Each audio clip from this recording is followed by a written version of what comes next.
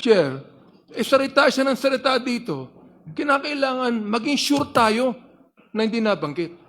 First of all, let me state on record that the SALNs discussed were not attached in the original complaints.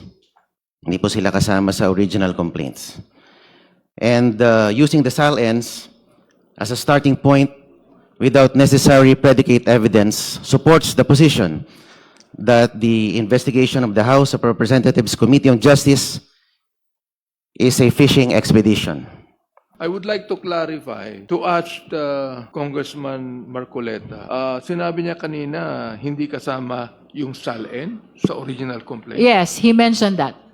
Oh, I'd like to clarify. Paano niya nasabi yun? Kasama eh. Ito, babasahin ko. Vice President Sara Duterte committed culpable violation of the Constitution and betrayed the public trust in amassing unexplained wealth and failing to disclose all her properties and interests in properties in her SALN.